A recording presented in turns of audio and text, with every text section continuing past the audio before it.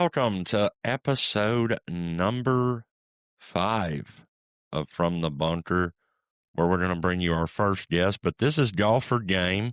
I'm here with my favorite golf buddy in the world, D's 2424. and we are coming to you live from the bunker. We're going to have our first guest on today. We'll bring him in here soon.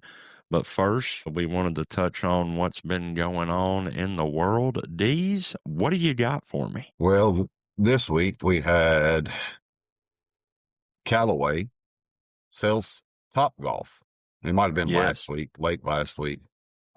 With that being said, they sold a 60% stake. They sold it to Leonard Green and Partners for $1.1 billion. It's kind of a big deal because the valuation on that is about a 45% decrease of the time they bought it in 2020. It was about a $2 billion valuation. So Callaway decided, hey, with economies, stuff like that, a lot of people now don't go to Topgolf unless it's a corporate event. So that's just kind of where they're at. Event. Most people don't go now unless somebody else is paying for it. Let's be honest. And with that being said, they're going to take that money that they get from their 40% stake or whatever now, I'd say, and kind of reinvest it back into Callaway. I do know they're kind of making a move to go back to nothing but, focusing on their brands, which is clubs, balls, apparel. That's what they're really want. Of course, remember, Callaway Golf owns Callaway, Odyssey, Travis Matthews, and Ogio. So they own quite a bit out there anyway, but just a little move by them. And then we had a pretty big day today. A guy that you kind of like watching play some golf, Max McGreevy, played a little spoiler alert today, didn't he? He come up to second place at 22 under. And it was kind of big. Yeah, pretty good. Really good. A 63 on the final day to come up to second place. Won $763,000. Shot a 64, 67, 66, and a 63. He also kept Ricky Castillo from getting his tour card for next year. And our boy Hodges. Our boy Joel Damon lost his too. Yeah, and Hodges. So they needed a 3-way tie for second to keep their tour cards. And old Maxie coming there and it's like, you know what? I'm not going to let these guys keep their tour cards. I'm going to take solo possession of second. And he did. Now, Hodges, don't get me wrong, Hodges was 2 back from them at third. So it was really just Castillo. But Max doing that does cut another guy out from getting a tour card, which is kind of impressive. Yep, very impressive. What a final day. Shoot a 63 on a Sunday. That's impressive. I've shot that on some Saturdays. I hadn't done it on Sunday yet. Yeah, I don't know that you've ever shot that. But anyways, the LPGA also was playing this weekend, and I brought it up on our live show that Nelly Corda on Thursday didn't play very well. She was like 1 under for the day, like tied for 30th. She put some rounds together and moved all the way up to third. She shot a 71 in round 1 on Thursday. Then round 2, a 64. Round 3, a 65. Round 4, a 68 to finish in third, winning $550,000. Second place took home $1 million. And this girl that won it, Gino Thickle from Thailand, won $4 million on the LPGA, biggest payout to first place ever on the LPGA. That's pretty cool. Pretty cool day. Nelly did shoot it pretty well. I did see updates. Didn't get to watch a lot this weekend of anything, honestly. Did a Thanksgiving dinner. Watched a Tennessee-Florida game. By the way, shout out to my Vols. First time we've won in Gainesville since 2003, which would have been Casey Clausen, I do believe, as the quarterback. So pretty good weekend for that. And little man had all his football stuff. So we got that done today. I hadn't got to watch a ton of stuff or catch up on it. So, but pretty good.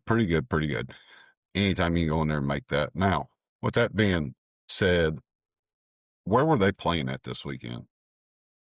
Remember, let me check.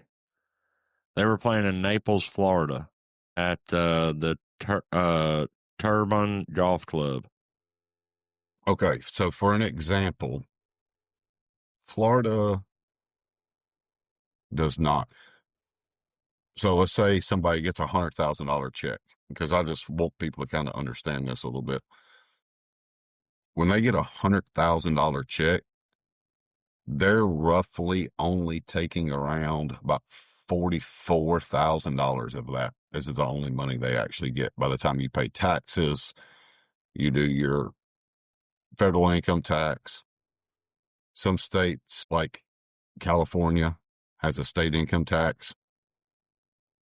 So you have that stuff. Self-employment tax. Professional golfers always pay a self-employment tax, but there's deductions as well.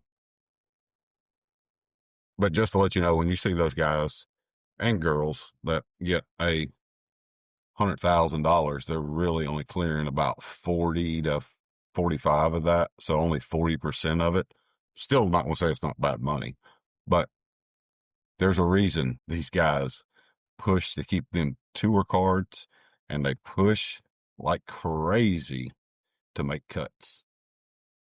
Yeah, making the cut's where it's at. I mean, you got to make the cut to make money, and if they don't make the cut, they don't make anything. So, yeah, I mean, it's super important to make these cuts. Some of these guys make more money than guys that win a couple times a year because they make every cut consistently, finish in the top 10 a few times, and when the end of the year comes around, they wind up making as much money as somebody that won 2 events because they, made the cut in 28 out of 29 tournaments. 100%. 100%. And that's why there's been a lot of guys throughout the years that literally just made cuts and made a living off of it. Usually, if you're the cut guy, we can say, or bubble guy, you're the guy that created the bubble, you're playing on the weekends, that check is about $16,000, which is not bad money, but if you're only taking home 40% of it, it's not it's not great until you rack up 20 of them. Yeah, and not only are you only taking home 40 or 50% of it, on top of that, you're paying a caddy a base rate more if you're making money. So you're paying him a commission plus a base rate, plus you're paying for a hotel or an Airbnb, plus, food, travel. They got to pay for all that shit. Swing coach, putting coach, whatever coaches they've got on top of a caddy. They're paying out a shit ton of money too on top of. So if they make 10,000, they might barely break even. Right. Now, it's also why you see guys play a lot of tournaments. Certain guys, we don't see, the top of the leaderboard. We're not going to say they don't play a ton of tournaments, because they do. But the PGA Tour has a guarantee of $500,000 for players who play in at least 15 tournaments. So if you can go play golf for 15 times a year and get paid $500K, that's pretty dope.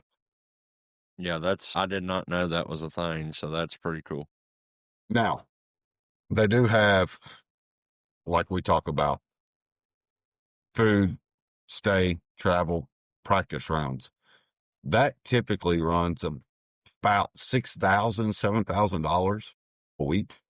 So that's, you know what I'm saying? That's just tough.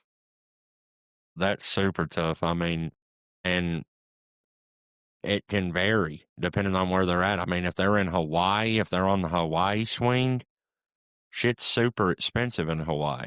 So it could be double that.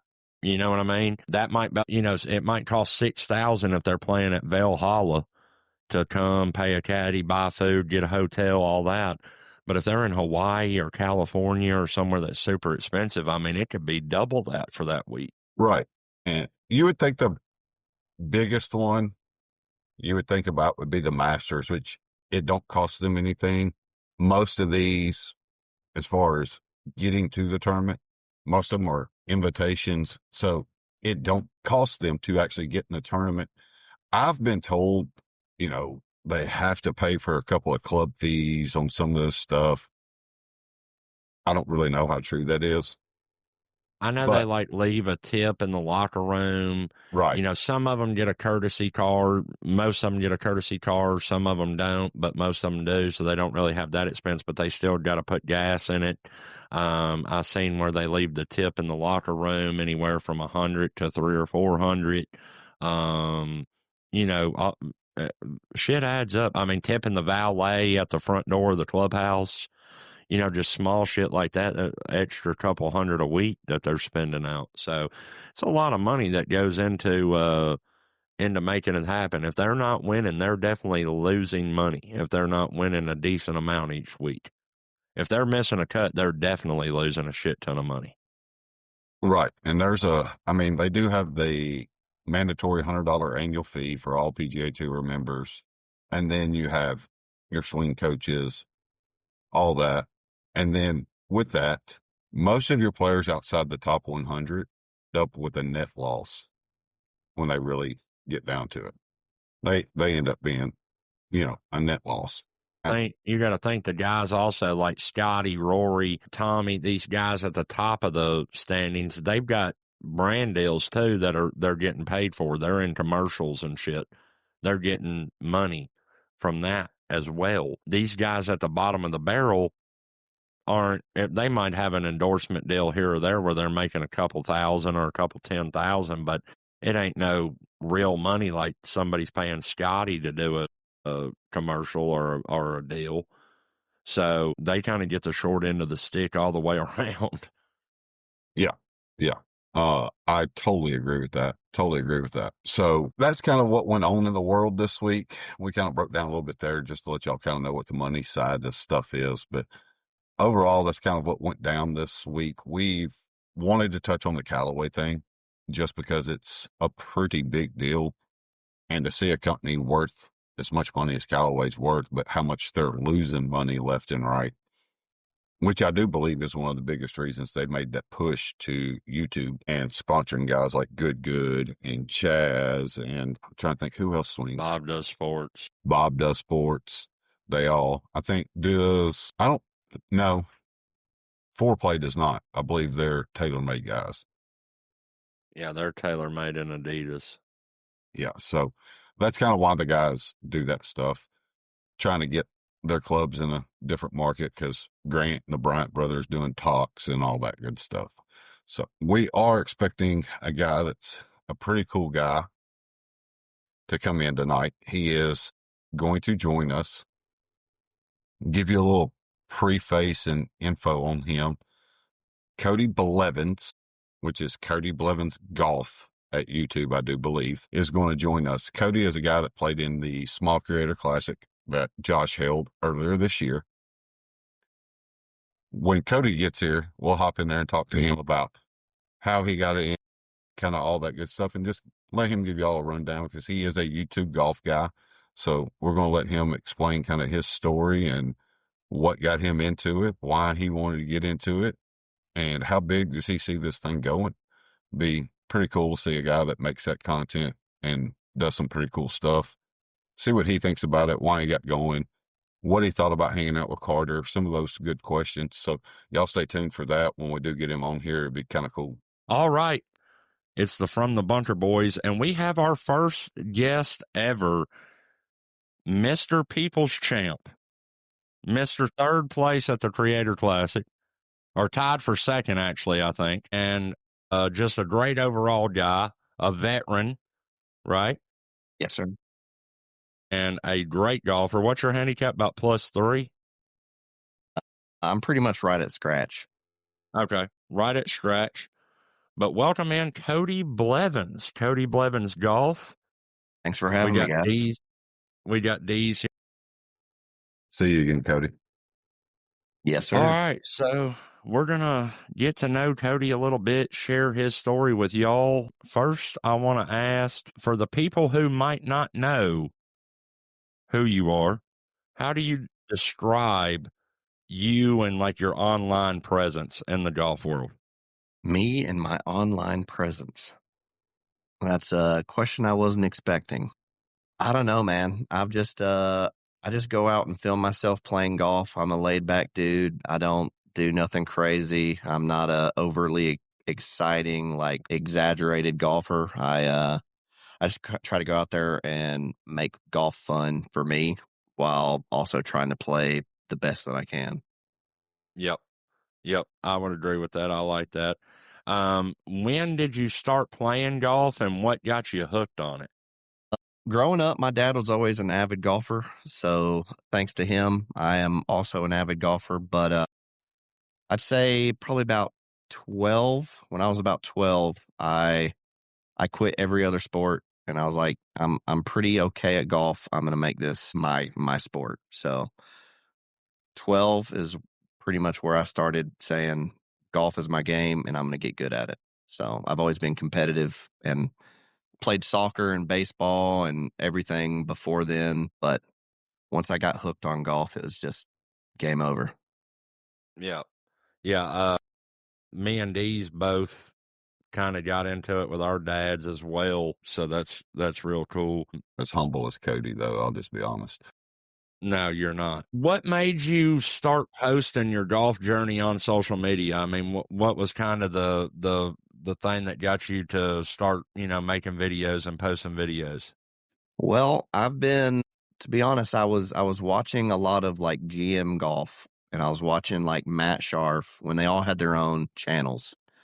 And then they created Good, and I was like, that is such a good idea. I was like, man, I wish I was like single and didn't have kids and I was younger. Like that would have been the dream, you know? And then I saw Rick Shields and I was like, he's an older dude. He's making it out there. So I talked to my wife and I had pursued like a teaching pro, like, I was trying to be the assistant pro at one of the golf courses around here and unfortunately didn't get chosen for that.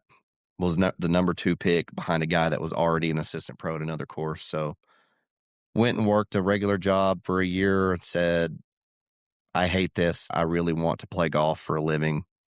So I started posting my stuff, not making a living on golf yet, but luckily I've got a buddy that owns a company and I work for him part-time and film golf the rest of my time.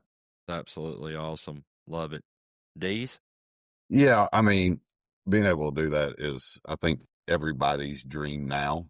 We get to watching these guys on YouTube and stuff, and everybody's like, hey, let's go do this.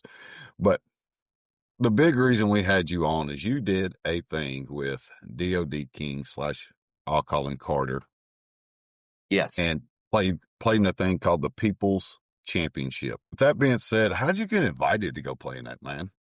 So that was actually another reason why I decided to start like posting stuff. He came out to Dogwood, and I know a lot of people that work at Dogwood, and they're like, "Hey, we're having the DOD King come out," and I was like, "Oh, that's freaking dope!" I thought he was going to film a war against weasels against like the head pro at the course, and lo and behold, I found out that they reached out to him and said, "Hey, do you want to come and film at our course? We'll like let you come and stay in the cabins, blah blah blah." And so he had just come out to see the golf course, see the cabins, meet everybody, and I went out there and we just watched him play golf for a little bit. And I went up to him and asked him like, "Hey, thinking about getting into this space, like what do you recommend?" And to be honest, he didn't know a whole lot. He was like, "Dude, my camera guy has all my camera stuff. I don't have a clue what I use." We started on a phone. So I was like, "All right, I got a phone. I can start doing this." Um, then he posted on his social media that he was going to have a people's championship for regular people. Like he was like, "I'm sick and tired of not getting invited to the creators events." This was before the internet invitational and stuff like that. He hadn't been invited to any of like the Creator Classic or anything like that. And so he was like, I'm going to host my own. I'm going to have regular Joe Schmo golfers come out and compete to play with me. And all I had to do, there's a website called tangled.com. That's what they used. You went on there, you submitted video basically saying why you thought you should be chosen. And to be honest, I didn't really send a video in to be chosen. I just started posting the videos I was already posting on TikTok and Instagram and Facebook and YouTube Shorts on Tangled and saying, DOD King, you want this swing in your video. You want this swing in your stuff. And That's right. he had his little spiel one day, was like, hey, these are the people that are invited. And I was number 3 alternate. So I wasn't even in. And I was like, dang, I really wanted to get in. That's a little strike to the ego a little bit. Yeah. And well, it was what it was, you know. I wasn't expecting to get in, but I would say probably 2 weeks before the event started, he DM'd me on Instagram and was like, hey, what's your phone number? And he texted me and said that he couldn't get a hold of the number 2 alternate, and the number 1 alternate never messaged him back. So he was like, hey, like, how far are you from Dogwood? Would you be available these dates? And I was like, I'm in. Like, if you need me to be there, I'm there. And yeah, so I got in a week before the event started, and it went from there. It was almost like it was meant to be. I always said it felt like a divine, like something caused me to get in at the last second, and then I went on and, you know, if you haven't seen it, check it out on Carter's channel, DOD King. I definitely checked it out. But like you said, being close to Dogwood, knowing some of the people at Dogwood, and then being able to do what you do part-time as a job, it was easy for you to maneuver that a little bit and be able to go over there. It definitely made it. I think if even I had been working like a full-time job, my wife probably would have been like, you just quit your job and go do it. Like, you might as well give it a shot, you know? So it's a dream that I've always had a dream of making money in the golf world. And I would absolutely love one day, if it ever happens, to eventually blow up in the golf scene and do something. Well, without a doubt. So, I mean, you get selected, you know, you're going now. He sends you a DM. What's kind of your mindset or thought process? What was your mindset? I always think I have a chance. I don't care who I'm up against. I don't care if they're a +5 on the golf course. Anything can happen, you know. And J-Bo, who is in the video as well, he's a buddy of mine. We grew up together playing golf. He's a little bit older than me, and it's always been, I mean, I personally think that we're very close golf game wise. And a lot of people around here probably don't think the same. They probably think that J-Bo is a better golfer than me. And that was just another thing. I wanted to prove that I had what it takes to win, you know. I get it. Josh probably thinks he's better than me. I have to beat him down every now and then just to remind him. Well, yeah, it's just I mean, it's just it's a hometown thing, man. I didn't grow up around here. I lived here for a short part of time when I was a kid, and I played golf then, and I moved back when I was in high school. And I think it's just when you're in a small town, people will always pull for who they've known the longest. And 100%. I'm around here. I'm a nobody. Like, nobody knows my name around here. It's just what it is. But I can tell you that there have been people that have come to Dogwood and asked, hey, does Cody Blevins golf play here? So that's pretty cool.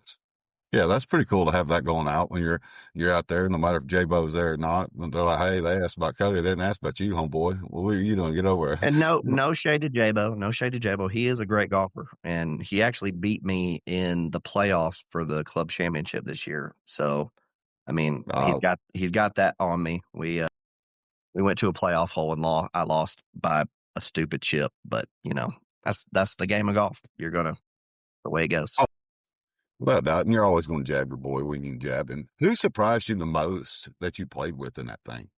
Good or bad? Like, was there somebody you just thought would be way better, or somebody you, when you looked at, thought would be way worse? Who kind of surprised you there? To be honest, they all, it was crazy. There was a crazy amount of different level people in that event, you know. We all met the first day. We all kind of just played golf together, went out and shot and talked about what our score, like we usually scored. We had a guy that thought, if you go back and watch it, Brant, he said he was about a 6 handicap, but after watching him play golf, he was probably closer to like a 15, 16 handicap, which if he wants to make himself look better, that's fine. But you got to, if you're going to go and play golf, you got to at least show up. But I would say the guy that did, I would say Brent. Brent, he was a dude from North Dakota coming. It would literally snowed the day that he was coming down. Like it was 24 inches of snow at his house. Hadn't hit golf balls. Came in and freaking played. He played lights out. He was playing so good. Goes from 2 foot of snow to the deep south, baby. There ain't nothing like that transformation. And it was, he was, I liked him a lot. He was a great dude. He had a golf game that was extremely well. I mean, if he, I think that, and he said he was about a 6 handicap, and I think he's probably lower than that, to be honest. Nice. What was the most stressful moment of it? Was it like the first tee shot, introductions? There was nothing really stressful about it, to be honest. The final shot? I would say that 4-footer on 17 was pretty stressful for me. And then having to go into 18 after missing it, and then I had to make another one on the 18th hole to win it. So I'm just glad I made that one. But yeah, that was probably the most stressful. And what sucked was we didn't so me and Gage, we won our flights in the first portion. I don't know if y'all watched both videos or not, but we won our flights, so therefore we didn't have to play in the knockout rounds. So me and Gage hadn't hit a single golf shot until the 17th hole. All the rest of them have played from 10 to 17.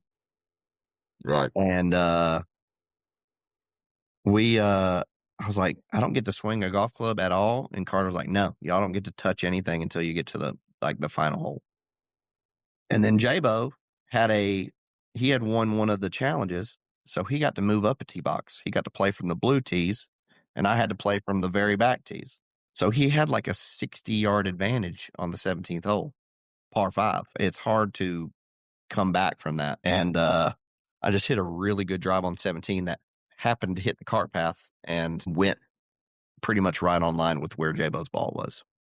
Oh, it's nice. You know, there's nothing wrong with little Roy McIlroy, David Sims action there, and hit one down the road and say, still going. That's what we call a members bounce. Yeah, I'm sure J-Bo's eyes kind of like, seriously, dog? Yeah, I'm 100%. What's crazy, and it really wasn't talked about, was the night. So the night before that final day, it rained 4 inches here. 4 inches of rain came down. Yeah, I remember seeing that. And the amount of water that was on the golf course was unreal. I've never seen that much water on the golf course. And the golf course has a ton of underwater springs. I mean, there were underwater springs that had so much water in them that they were shooting 2 foot out of the ground, straight out of the grass. There was no hole. It was just 2 foot of water coming out of the grass straight up. Yeah, I deal with that all the time at work. We have a couple of properties like that. And people are like, what is that thing? And I'm like, it's a wet weather underground spring. Like, what is that? I'm like, y'all aren't from here. You don't know about them. Welcome to, pretty much Tennessee and around that state line. You probably go 20 miles around the state line, around that 30 maybe, and you're going to catch the same stuff all the time. People are like, what the hell are you talking about? I'm like, y'all just don't know. But with that being said, what's the, was it 17's tee box? When did it kind of click to you? Like, hey, hold up. I can go win this thing. Like, I can actually go win this thing, especially being a third alternate. Like I said, from the very beginning, I felt like I could win it. I mean, I knew that I was a good golfer. I knew that if I played my game, I could win it. And then the first day I came out, played my game. I came in second out of the first initial, everybody went out, played 9-hole stroke play, came in second after a chip off. Obviously, chipping and chip offs for me is just not ideal because I've lost a lot on chip offs. But being put in that group and then I won every single match by a lot, I was just like, I better freaking win this thing. I was like, my game is on. I'm playing good golf. If I don't win this, I'm going to be so down on myself because I was hitting it unbelievably good.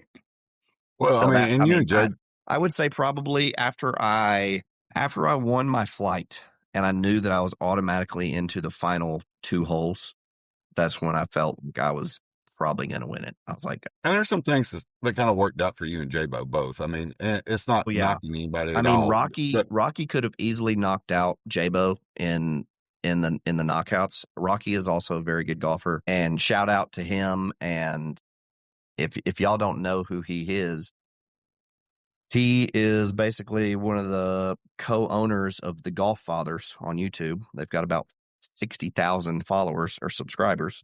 So Rocky GF Golfs on Instagram, and then their YouTube is obviously the Golf Fathers. But yeah, he's a good golfer. He's gotten way better since even that tournament. So he was a contender for sure. I felt like it was between me, Rocky, and J-Bo, to be honest. And you and J-Bo, kind of playing at your home course there. Definitely having a home course advantage helped, right, 100%. A little more comfortable, not having to worry about some stuff, makes you a little more comfortable there. Did y'all have any behind the scenes moments that, when you go back and watch it, you're like, man, they didn't get this or anything like that were really good? Or oh yes, dude, there was Carter punched so much that anybody or happened behind the anything? scenes that didn't make it on just because Carter, he really didn't. It was more like a proof of concept idea. He had Tangled behind him as his main sponsor. He had Mizuno sponsor one of the parts because he's a Mizuno guy, and he had another company. Bucket Golf was another company that donated some money towards hosting it, and then obviously Dogwood let him come out and film everything for free and let us stay in the cabins for free. He only had 2 camera people, so I mean, for production wise, when you've got that many people and you've only got 2 camera guys, you're not going to get. I mean, it's not going to be an internet invitational type deal, like where they had 1 camera guy per group, per 2 people, blah blah blah.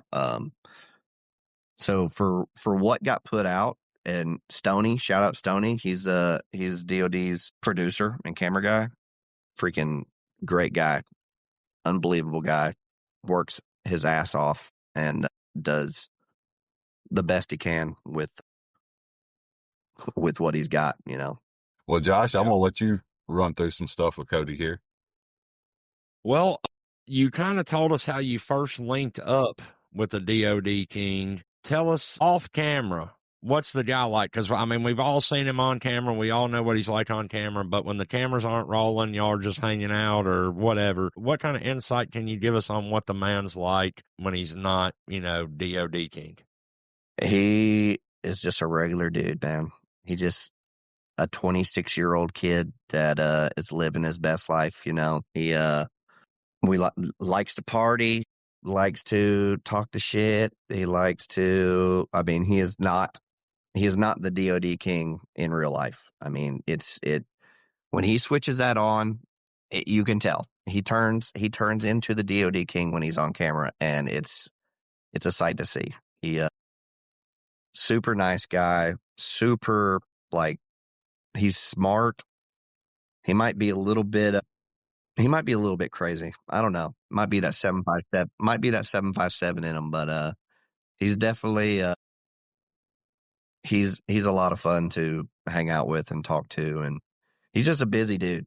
I mean, if you message him, good luck getting something back. I mean, I'll text him and be like, "Yo, what's going on? Like, when are we playing?" And he'll be 5 days before he texts me back. Like, so we're trying to link. We're trying to get something in the beginning of December to go happen, but haven't heard back from him in like 4 days. So maybe tomorrow I'll hear back. Yeah, I was curious. I've been waiting and waiting for it to come out because you winded up winning like what, to film 3 episodes with him or something. Filming 4 episodes with him. We filmed one already. I'm not gonna say anything about that one, but yeah, we got 3 more that still need to be filmed. It's just hard to get everything lined up. He's always on the road, going somewhere, doing something, and me, I'm a nobody compared to him trying to make money. He's going to have his sponsors before me. He's going to have all of his other creators before me. So I mean, I get that. But I do hope that when we're able to link up, I'm hoping it will help push my content out a little bit more. So I think it will, brother. I think when he posts that first video that it'll help you a lot. He also ahead. just had I think he had a 1-month ban on YouTube from what I yeah, heard. he did. He hit 100K subscribers, and then something happened with his YouTube. I'm not exactly sure. I haven't talked to him about it, but he wasn't able to post for a whole month, shorts or anything like that. So Yeah, I don't know. he was on Short Games podcast, and they asked him about it, and evidently somebody said some vulgar language in a comment, and he said, "You are a cheese-eating weasel," and YouTube flagged him for it. And he's like, I called my YouTube guy, like, "Hey, I can't post." And I'm like, "Yeah, you got flagged. Let me look into it." And he's like, "So the dude can cuss and he don't have nothing happen? I call him a cheese-eating weasel and I get flagged," and he couldn't post for a month. I thought it was pretty funny. Yeah. I seen that, but I was gonna say I was wondering if YouTube got upset with him because he DOD'd his 100,000 subscriber plaque. Yeah, I mean, people light those on fire all the time and break them. I mean, he's been killing it. You know, he hit 100K, and I Yeah. think he's already at like 110K now. So it's been growing like wildfire. And if y'all haven't watched his recent last 2 War Gets Weasels, they are probably some of the best content they put out so far. So Yeah, Yeah, I I watched him heard the other great. day. Yeah, there was D's that was telling me they were really good. And you kind of hinted to this, but what would you say is something that people misunderstand about him from what they see in his content to what you know of him as a person? What do you think, something people misunderstand about Carter? I think people probably think that he's like an arrogant asshole, but in reality, he's just delusionally confident, like his Instagram account. I mean, he's got a delusionally confident, and that's just what it is. He is confident in what he can do, and people don't like that. So, but that's what makes him the DOD King. He you either like him or don't, but his haters are what has made him famous. Yeah, absolutely. The last thing I'll ask you before I shoot it back over to D's is, what do you think was the funniest moment that you've seen, either from him or during the People's Championship? What's the funniest story that you can share with us from your time with everybody? Funniest time, probably the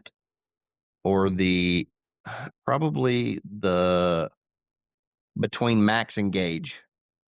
They absolutely did not get along, and they were hilarious. I mean, at the end, they shook hands. They're great. They're great dudes now. I mean, I think Max even sold his putter to Gage, but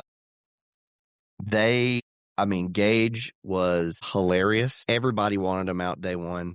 I mean, I think he wanted to be the DOD King. He had the same energy. Everybody was like, "We got to get this dude out like today. He's got to be gone." And it was just so funny that he won his matches and automatically was in at the final. I was like, That is so good for just the content. And then him with his slow claps with Mac, those, dude, none of that that was not scripted. That was just straight up him pulling that out of his butt, and we all were dying laughing when that happened. We were that's probably the funniest thing that happened. That is funny, the slow claps. Deez, I'm gonna pass it over. Well, Cody, it's not like we don't know you. We kind of know you, watch a lot of your stuff, see a lot of your stuff. But out of what you've been doing right now, you've been doing some different challenges and stuff. But what do you think's the strongest part of your game right now? Even though you've been doing mostly challenges and stuff on YouTube.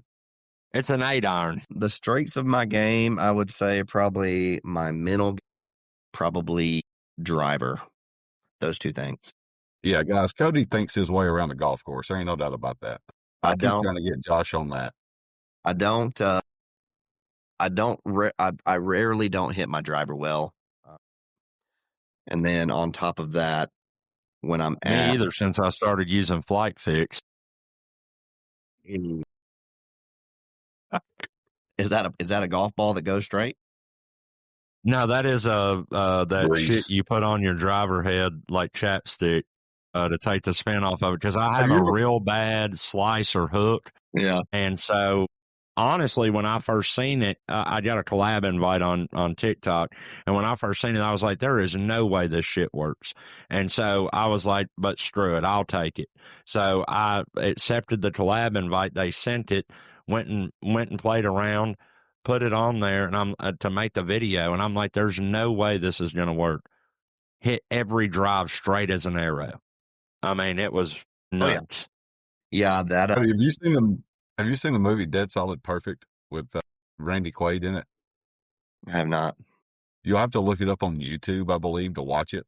But it's a golf movie. It's one of my favorite golf movies of all time. And Josh is like, this shit. I was like, that's the grease, homie, because it refers to this. He's a touring pro and he goes and plays, other people and stuff. I'm like, that's the grease, and that shit works. It's like, it will work for you, I promise. Oh yeah. Yeah. I mean, it pretty much just makes it so your club face doesn't put spin on the ball. It's just going to go wherever your face is pointing, pretty much. If he could aim, he'd be dangerous. Yeah, absolutely. I mean, listen, if we were going to play for money, or if I'm playing in an actual tournament, I'm not going to put it on. But when I'm a 20 handicap, bro, like I suck. Whenever I go out there, if it helps me work on my game a little bit, hitting some more fairways, I'm going to do it. I just wanted to put that in there as a kind of like a, what do they call those? Disclaimer. There you go. So what was the question that I was answering? I can't even remember now. Strongest part of your game, and it's your mental game. I mean, you think around a golf mental, course. Driver, you do hit those two things. Yeah. When I usually don't get overly mad on the golf course. I say, you know what, just hit a better shot next time. And I realize that golf is supposed to be fun. It's not I'm going to keep living. There's going to be tomorrow. You just never know what's going to happen. So what's the most frustrating part right now of your game besides doing the challenges you're doing? Right now, I would say probably my approach shots. I've been working on them a lot, but they're killing me, man. When you hit your driver so good and then you can't hit it within 20 feet from 100 yards, it is so annoying. So that's probably the downside of my game right now. I was going to ask you, but I know what you're doing. So, guys, if you don't know what's going on, Cody he does some challenges and stuff on his page. I was going to ask, if there was one club you could swing, what would it be? But I do know you're doing a one club only challenge, and I believe it's with an 8-iron. So I'm going to say it's probably an 8-iron. Sorry, I didn't hear the beginning part of the question. What'd you say again? No, that's my bad. I cut my mic off. That's my bad. It wasn't you. What's the most, like, if you have one club to play out of your bag and that's all you could swing, what are you hitting? Yeah, it'd probably be between my 8-iron or my 7-iron. Probably 8-iron just because it has more loft and I can still hit it about. Today, when I was knocking it down, I was hitting it about 200 yards. So I'll take that. Yeah, I'd take that too. And that's me hooding it down, like trying to beat it as hard as I can. So yeah. What is the best golf shot you've ever hit on or off camera? Probably my hole-in-one when I was 16. I don't think it gets better than that, Cody. I've only had one hole-in-one, and it was a long time ago, and I'll remember it forever. It's like a 7-iron from like 162, and I took one hop and went in the hole. So, Well, if I get one before Josh, he has to play in a crop top like Winnie the Pooh. So we're hoping that happens. If I get one before him, he's got to play in a skirt. well, hopefully y'all get a hole-in-one this weekend or on Friday. Yeah, facts. With that, what's the one shot, like just one shot on video or off, that was the worst shot you hit, could be a viral moment? Like, do we catch a tree and come back and catch ourselves, hit your buddy in the golf cart? The worst shot I've hit on camera. On camera? Like, On or off camera. It don't matter. on or off camera. Just a little viral clip of a bad shot. Not that you hit a lot of those. I did see Max Homa the other day on the range. Did y'all see that? Swings and literally just shanked one off the hosel. I would say probably I had a round when I was living in Oklahoma where if I wasn't puring it, I was shanking it. So it was a weird day. I think I ended up shooting like 85 that day, but it was just, if it wasn't dead in the center of the iron, it was going 40 yards and 100 yards right. So it was probably that day. I hit a lot of those that day, probably 15 of But those are always fun rounds too. Like, hey, what Yeah. can I do to get better? When I hit it well, it's great. But if I slightly miss, it's them things going 55 yards the other way. That was a painful day, but there could have been a lot of viral moments if I had been filming that. I was playing one day with a buddy of ours I used to play with quite a bit, and he got into it in the middle of the round, shanked every wedge he touched. And he finally looked at me and he goes, "How could I hit everything else pure?" But I said, "Well, just quit hitting it. Don't hit a wedge." And he goes, Yeah. "What am I going to do?" I said, "I guess fucking putt or hit a 9-iron choke down. I don't know, but I wouldn't swing a wedge. I'll tell you that." Crazy. Yeah, crazy How it moment. goes, though. What's the one thing you think that golf content creators do not talk enough about? Give us the down and dirty, something that don't get, everybody thinks it's all the glamorous stuff. What's something that might not be as glamorous that people don't really tell you about? The amount of time that it takes to edit, produce, and post long form videos.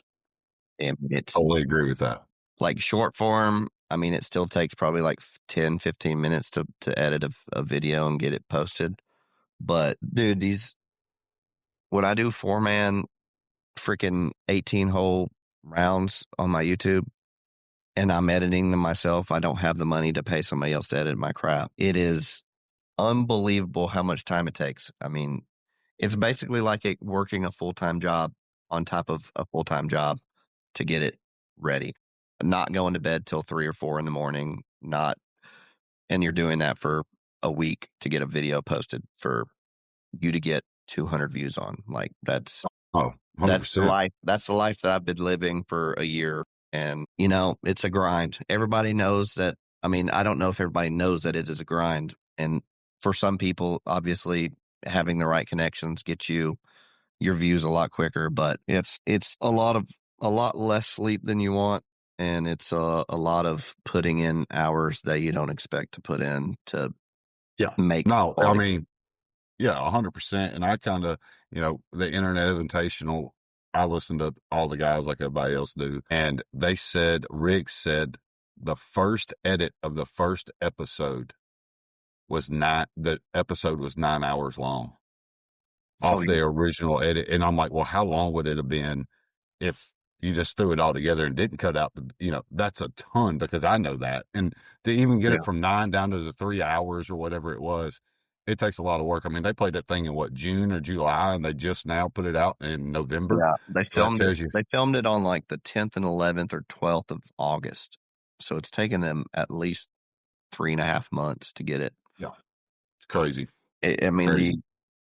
I don't know if y'all have watched the podcast with the main like head producer for Barstool that did all the stuff, but he said that he had one producer that was working on like he'd have one guy editing 3 holes, and then they'd have to write a storyboard about what happened during those holes and what has to be included and what doesn't get included. I mean, it was just me thinking about the production of that. I can see why it took 3 months. I mean, and they probably had 10 people 20 working on the guys. video. Yeah. Yeah.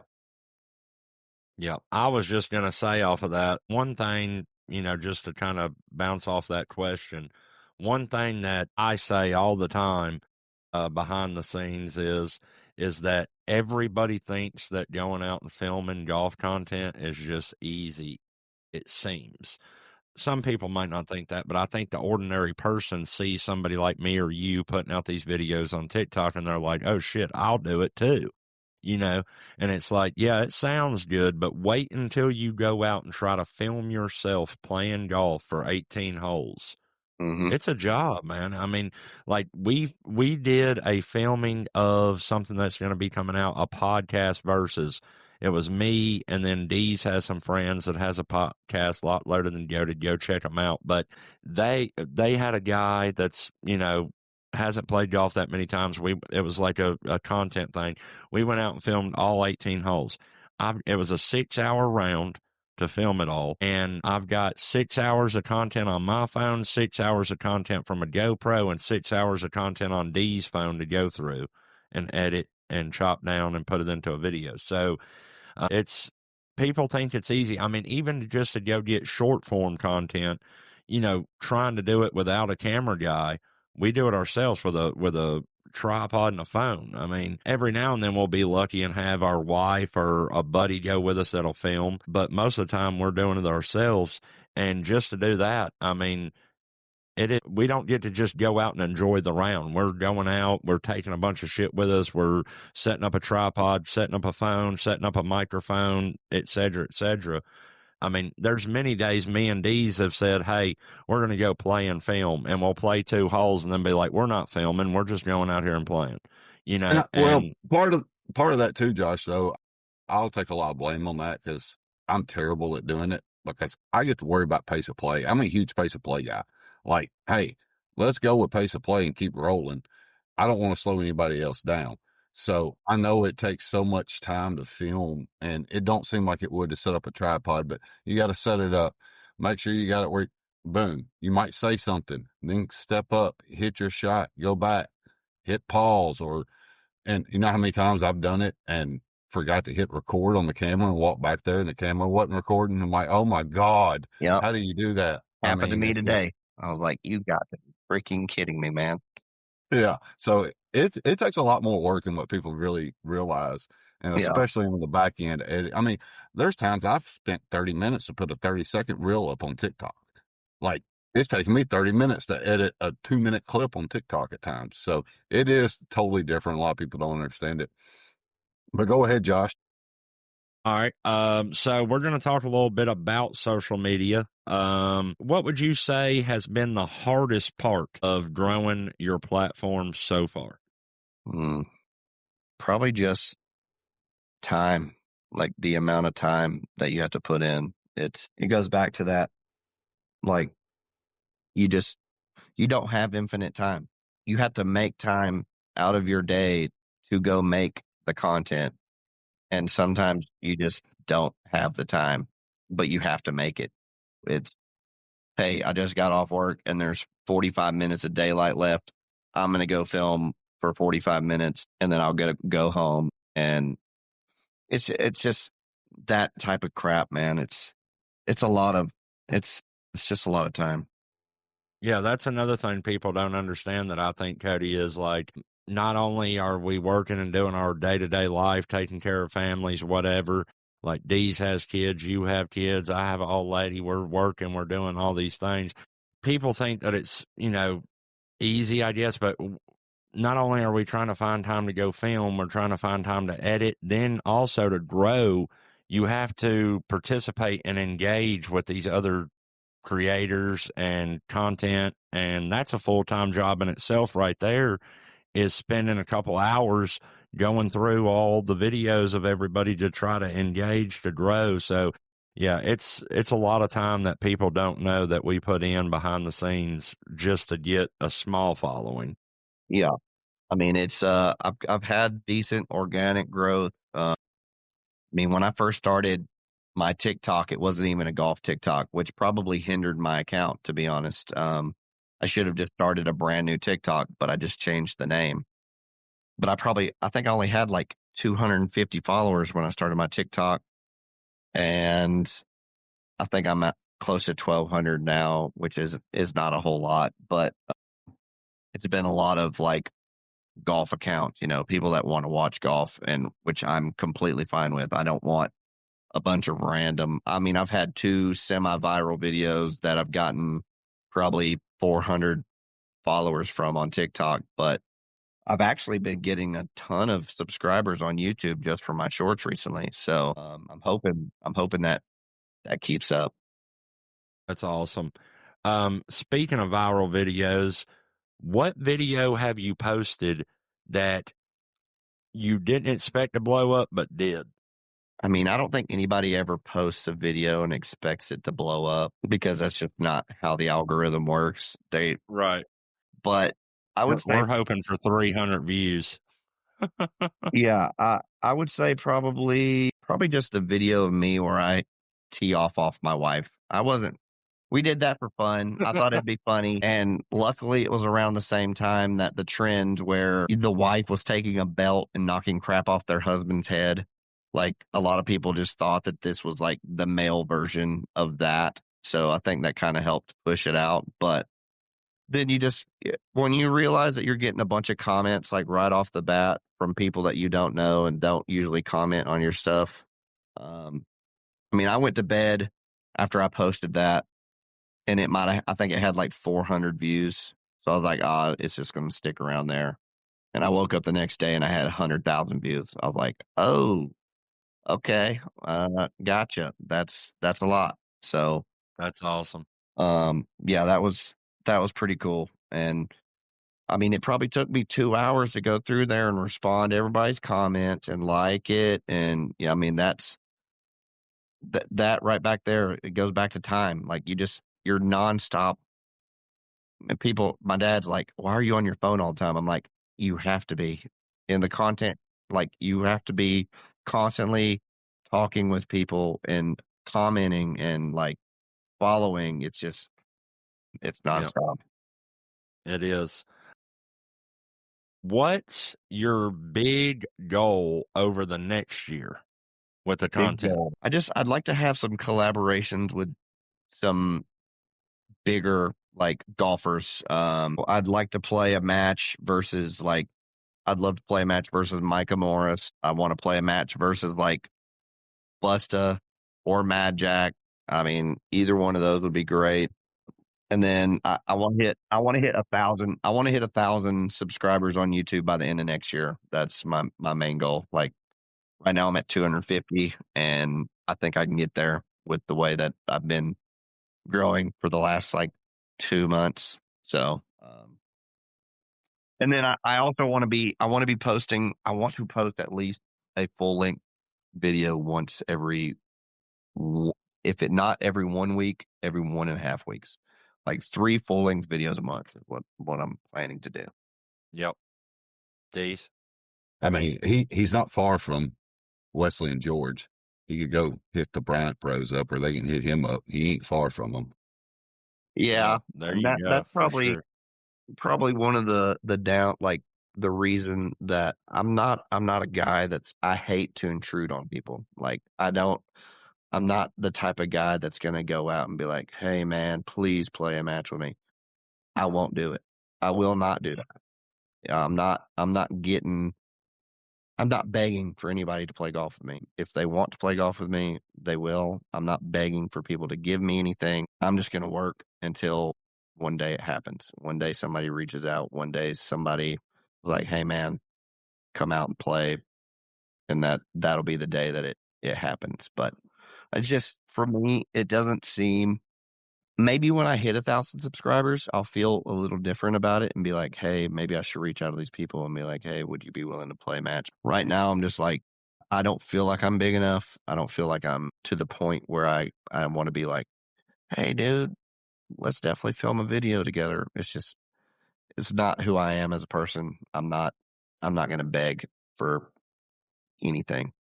So, Right. We want to hit you with some rapid fire questions, but I've got one thing that we don't have on the form that I wanted to bring up and ask you about real quick. We'll touch on this, but we mentioned at the beginning of the episode that you, I believe, tied for second in the first annual Small Creator Classic that we did here in Franklin, Kentucky at Kenny Perry's Country Creek. And that's how me and you met. So me promoting the Small Creator Classic, I think I actually seen either my wife or either I seen your wife with the Masters flag, I think, the video, you or my commented wife on my sent wife. it. Yep. I commented on her post and she sent me to you, and that's how we linked up and we got you in the classic. Just real quick, thoughts on that, how you liked it, and are you looking forward to come back to play in the second annual? It was, dude, it was like a no brainer.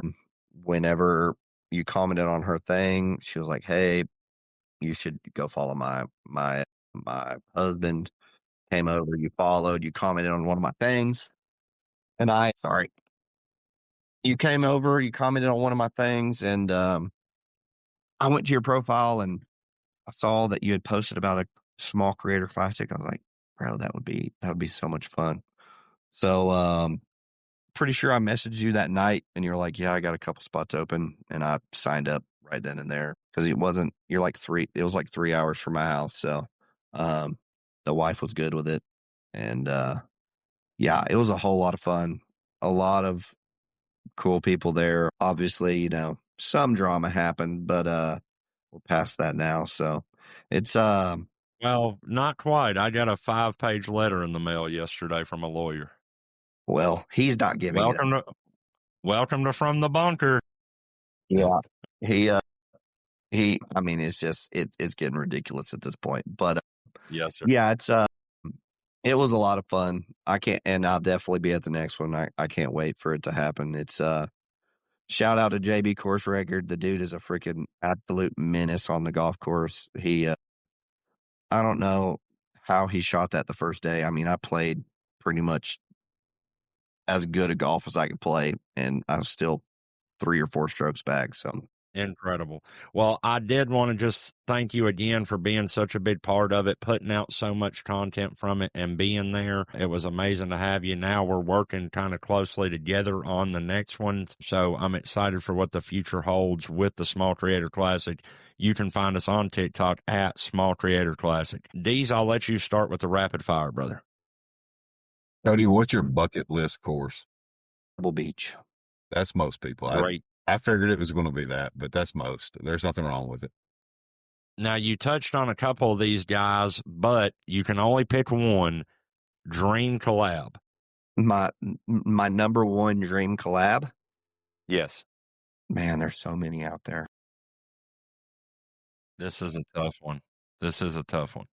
Josh, while he thinks about that, what's your dream collab? And I'll tell you mine while Cody's thinking.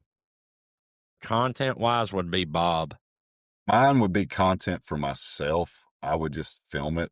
But my dream collab would be Kevin Kistner, because I think that dude is just absolutely hilarious.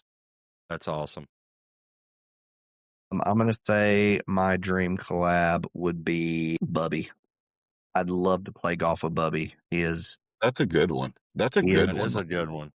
Such a down to earth. He's a lot like me. He cares about people. He cares about like the integrity of the game. He's a very ho hum dude that hits the golf ball, and I just feel like we'd get along pretty good.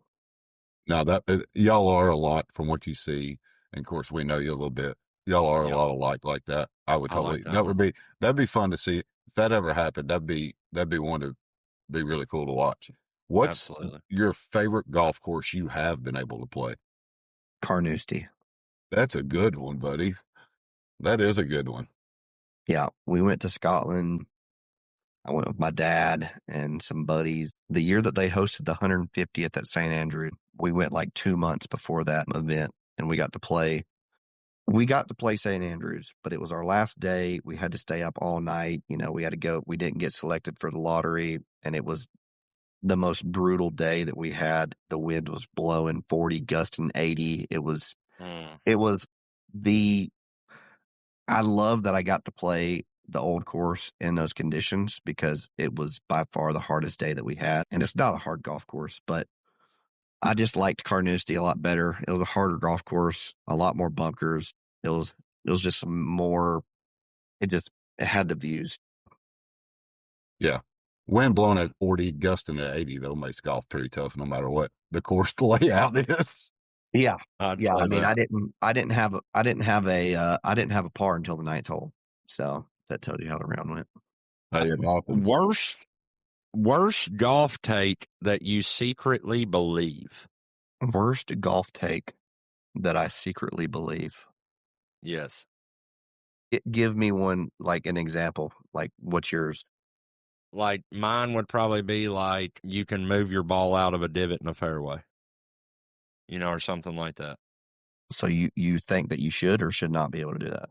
I think you should be able to play the ball back out of a divot. Yeah, if it wasn't a divot you created, if it was there from somebody else playing, yeah, I think you should be able to move it backwards, not towards the hole, but pick it up, place it right behind the divot where you have a clean shot. I shouldn't get penalized for hitting it in the fairway and be, and D's big fat boy divot out there, Right. I would say probably being able to ground your club in the hazard. I still don't think you should be able to do that. Now they changed it where you can.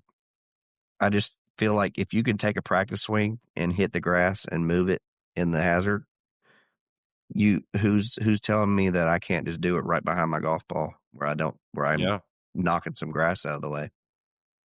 All right, Paige, we see you. D's? Shots fired a little bit there. This isn't a safe space, though, Cody. It's okay. What is your favorite club in the bag? We touched on this a little bit. If you only could hit one. So Driver. let's go with your favorite. Yeah, I was about to say, yours is probably going to be the driver. You do hit it well off the tee, so I'd give you that 100%. You don't miss a lot with it. So, No, I last one for you. Last one for you, Cody. If you hold on, Josh. Josh, hold on. What is your driver? What are you swinging, Cody? Let's go ahead and get That's that a out there great for the question. people. Y'all want to know what's in the bag? Yeah, let's run through it real quick. We run through it. So driver, we got a Titleist TSI 3, 8 degree turned down to 7 degree, and then I've got a Titleist TSI 3 wood. I've got a 4 through A wedge in the Callaway Maverick Rose for irons. And then I've got a 54 and a 58 Vokey SM8. And then I'm rocking a Lab sweeper. Cody's a sweeper. Not saying I'm going Lab, but we did talk about this, I believe, on here. The zero torque stuff, so far they're saying it saves you almost 8 strokes around. So I know everybody else is coming out with their zero torques. I'm not saying I'm going sweeper yet, Cody, but I am seriously going to go hit every zero torque I can in about 3 months. Well, there's a reason that everybody else is coming out with them. And I think the main reason is Lab was taking a lot of, there was Tour Pros that were sponsored and they were not using their putters because Lab was just better. Yep. D's found a Golf Spy. My Golf Spy, I'm sure you know of them. They put out a report. They did a huge series of tests to get this. Like 80 hours of testing or something. But they come up that it was like about 7.52 strokes around that you would gain switching from a blade or a mallet to a zero torque. Yeah, that's crazy. I can believe it though.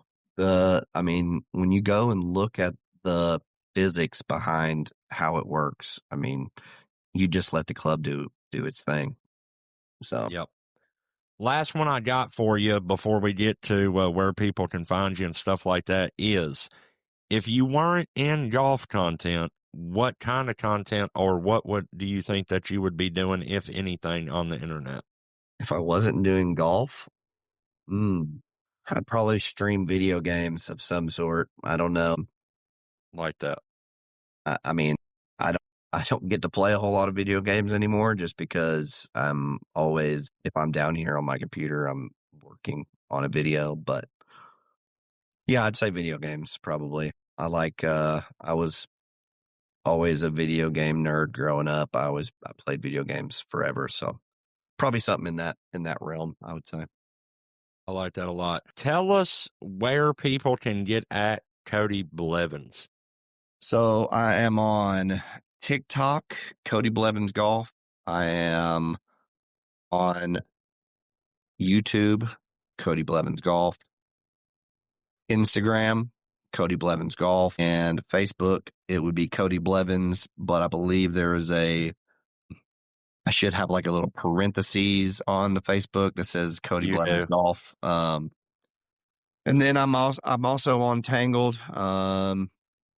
Cody Blevins Golf. I've got it all surrounded. So you can catch me on any social, Cody Blevins Golf. I'm posting short form everywhere and then long form YouTube videos. I got one thing real quick, Deez. I'm sorry, then I'll let you wrap it up. But I've been noticing the whole podcast, and I've been reframing myself from saying anything, but he's got a ball in his hand, and there is a name on that ball that just makes me happier than a two-dog, and that is Max Fly, baby. You're a Max Fly guy? If Max Fly is listening, check me out, Cody Blevins Golf.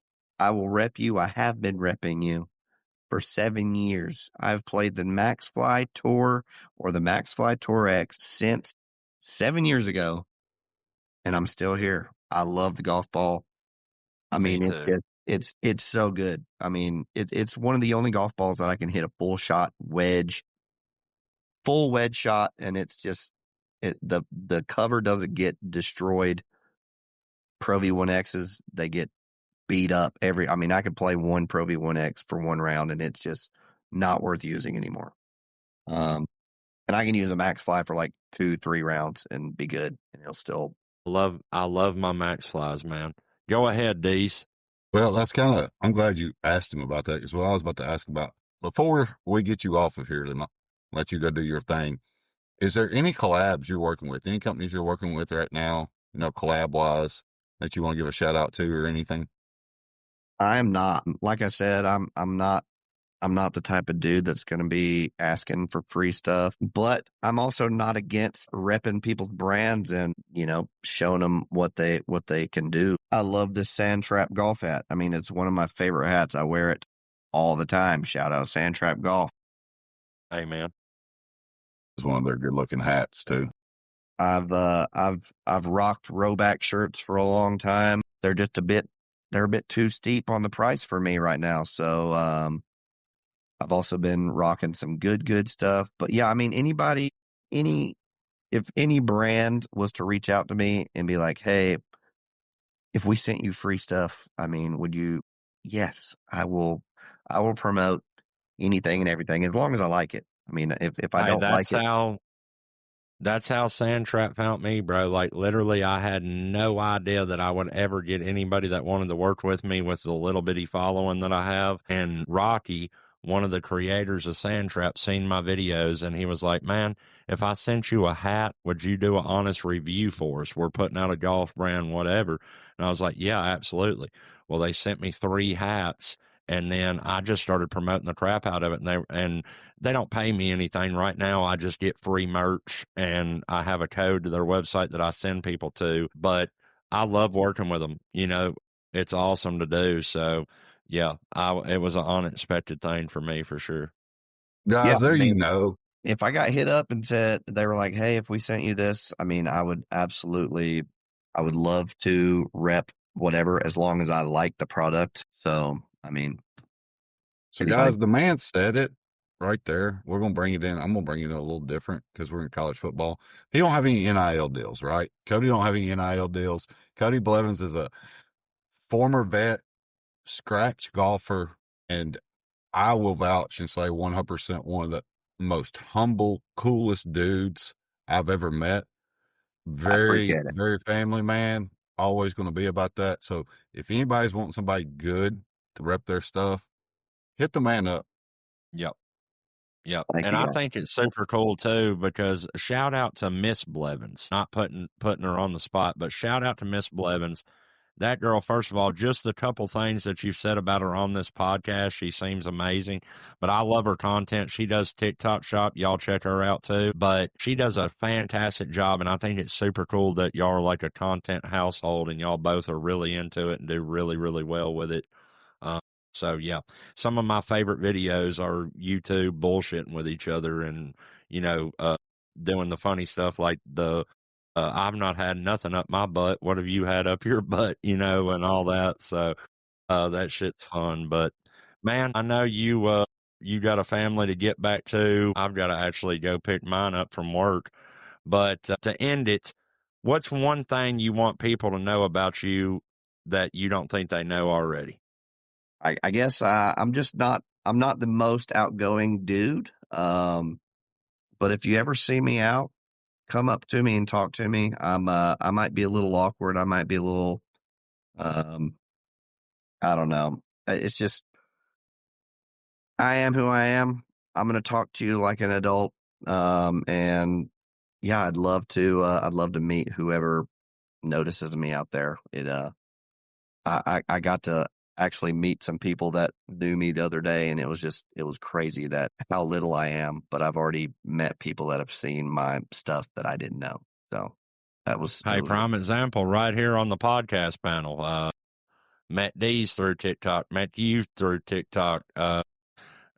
Every time somebody says something to me around here, some of the locals that see my stuff, I'm like, I cannot believe that somebody's coming up to me and like, hey man, I watch you on TikTok. It's crazy. D's, you got anything else before we end it here, brother? No, I just want to say thanks to Cody. We appreciate you getting on. I know you can't talk about everything you're doing with Carter, but talking about what you could talk about, I do appreciate that. And you've been rocking it, man. I'm always going to be a big supporter. Keep rocking it. Do your thing. If you ever need anything, holler at me, buddy. I appreciate I it. appreciate it. And thank you guys for having me on. I did want to leave by saying thank you everybody that has ever like commented, watched any of my videos. Like I've had people text me, some of my friends that grown up, they're like, "Man, I got you on the TV right now. We're watching your video." I mean, that right there is just what I need. Like that's the type of stuff that I'm just like that drives me to keep on making content, even if it's just a family member that's watching my stuff. It's cool to have the memories, and it's cool to realize that people actually like to watch me play golf. It's a crazy thing, but hopefully we keep on growing in the golf Yes. world. Yes, sir. And I appreciate you being on as well. Guys, this was the 5th episode of From the Bunker. Make sure you go check out Cody Blevins Golf wherever you get your social media. Check out Golfer Game on TikTok, D's2424 on TikTok, Cody Blevins Golf on TikTok. From the Bunker Podcast, make sure you get us wherever you get your podcast. We appreciate you. Thank you, guys. And we will see you next week.